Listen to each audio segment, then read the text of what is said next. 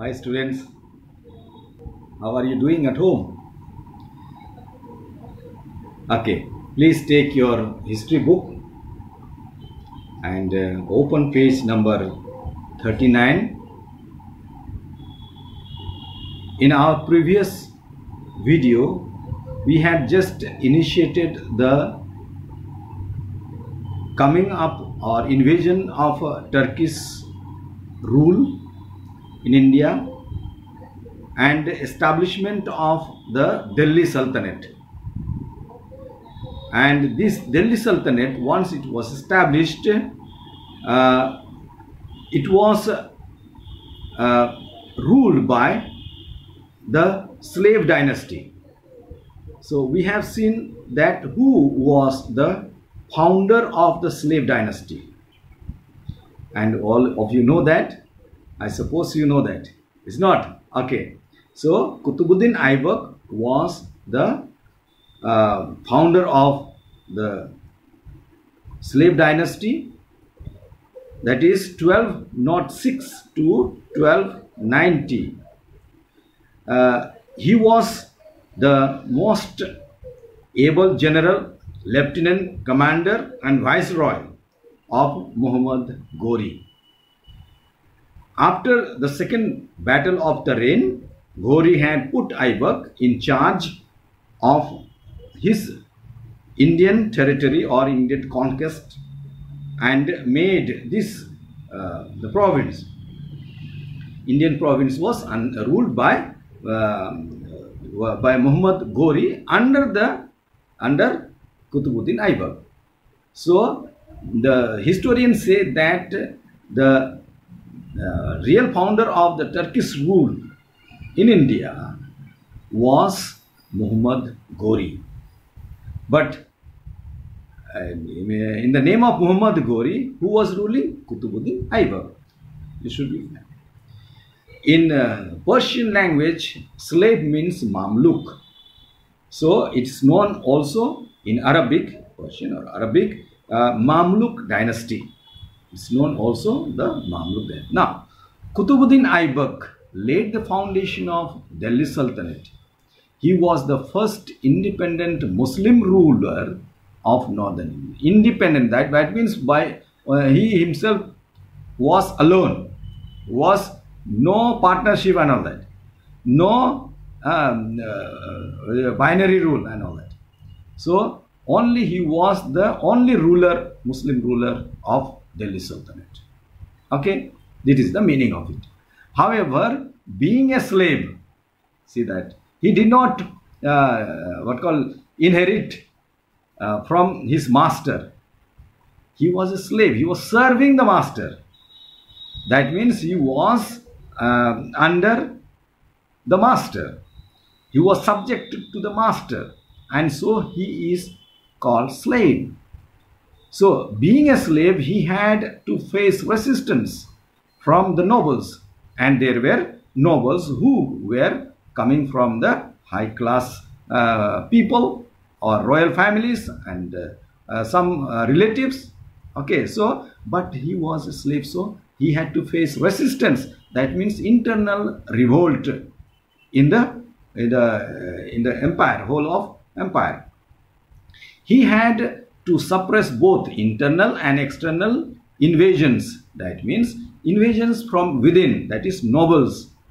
They were not happy with him, whereas there was a constant threat from outside by the Mongol rulers, and so he had to face simultaneously. That means together with internal revolt, he had to face also the external revolt or invasions to hold on to his position. If he want to hold on to his position, he had to face this. As a result, he could not undertake foreign conquest. So he did not expand. In other words, he could not expand his territory more outside. Foreign means outside. That means outside country, outside India. He could not undertake foreign conquest as a ruler. However, he was a great and courageous military leader. He was a kind-hearted. He was a kind-hearted and generous ruler. He was very kind and generous ruler. So hence he was named as Lakh Baksh. Why he is known as Lakh Baksh? Because he was kind-hearted and generous. He is giver of lakh. As he gave away a lot of wealth as charity. A lot of wealth he gave away in charity, taking nothing, no price. He was interested in architecture and built 2 mosques. So during his regime, he built 2 mosques. One is Qutub ul Islam, and another that is in Ajmer, and another is Arai Din Ka Jhopda in Ajmer, Arai Din Ka Jhopda. He started the construction of Qutub Minar in 1192. 1192 he started the construction of Qutub Minar. Now that we have Qutub Minar, but he died before he could complete the monument after falling from his horse while playing polo. Chaugan. What is the other name of polo? You know polo. Do you know or not? Is a game. Polo is a game played sitting on the horseback. Playing like hockey. It's a long stick but sitting on the horseback. Polo. Other name of polo is Chaugan. After Akbar's after Aibak's death, Qutbuddin Aibak's death, his son Aram Shah took over but was overthrown by nobles.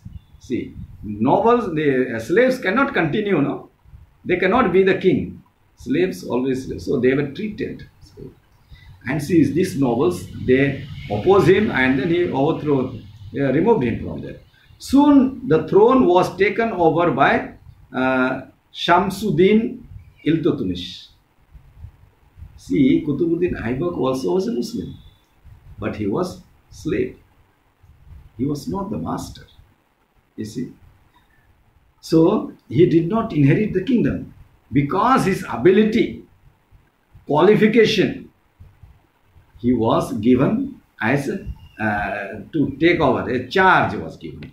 But then he ruled Delhi Sultanate like a ruler, not like a slave. So his son got, he succeeded him, his son. Soon the throne was taken over by Shamsuddin Iltutmish. Now, who is this Iltutmish? So, Shamsuddin Iltutmish was a slave also. He was also slave. And the son-in-law of Aibak, he was a son-in-law of Aibak.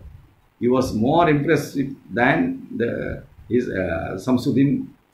He is regarded as a real founder of Delhi Sultanate. Who? See that Delhi Sultanate. I told that who was the real founder of Turkish rule? Muhammad Ghori. Who was the founder of slave dynasty? Qutbuddin Aibak. Who was the real founder of the slave dynasty or Delhi Sultanate? Delhi Sultanate is Iltutmish. Now why? We'll discuss. He is regarded as the real founder of the Delhi Sultanate. Iltutmish had to contend with many rebellions, but he was successful in defeating the rebels and executed most of them. What he did? So he consolidated the Delhi Sultanate by extending his control up to Indus, to the whole of Multan and Sindh. That means what he did, he was a very strict man. He was not kind-hearted. And so he was able to control the both internal rebel and the external invasions. Both he was able to control. And so he defeated most of them. Most of the rebels he defeated them. They fought with him. Yes, he fought. But he defeated them. And most of them he executed. Cut them off. Finished. If he leaves, then again they will come. He executed them. Executed means killed them. Killed them. That is the. He also consolidated. Consolidated, that means he made the part of his, he annexed many of the territories, especially the control over the Indus. Still Indus he controlled over. So that means the Delhi Sultanate was expanded. In other words, expanded. Consolidated means made solid or more stronger. That means these were there, but then it was not stronger, not established, well founded. And so he gave this. Therefore, he is known as the founder of the Delhi Sultanate. Delhi Sultanate, by extending his control, he consolidated Delhi Sultanate by control over Indus to the whole of Multan and Sindh. He was the wise ruler and took many steps to retain the empire. Retain means establish, to keep oneself to himself. So what are the things he did? Number one, he shifted the capital from Lahore to Delhi. Now no more Lahore, come to Delhi. He appointed a group of 40 trusted nobles called Chahalgani to suppress rebellious nobles and the Rajput chiefs. See, Rajputs were there, but then they were not stronger. They were not united. You know that, we have discussed that. So, to suppress them, he kept 40 nobles, Chahalgani. He protected the northwest frontier of the Sultanate from Mongol invasions. He protected that. He did not allow the Mongols to come in under the Genghis Khan, or Genzin Khan. How to list is, it is read Genghis Khan.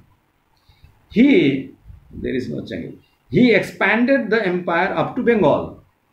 He expanded his empire up to Bengal. Bengal means Bihar, Bengal, Odisha. These were the areas. He introduced the land revenue system, or Iqtidari system. Remember, land revenue system and Iqtidari system is the same. By dividing territories on Iqtas. Iqtas means territory in Arabian language, Persian language, among the nobles who would collect the land. So nobles were given in charge of the Iqtas, or the territories, and they were known as Iqtidar. Iqtidari is a tax collector. He also completed the Qutub Minar in 1220. When it started? 1292, and completed 1192. And when it is completed? 1220. 1220, which was started by his father-in-law, Qutbuddin Aibak. Do you understand? Please read about that. Be safe.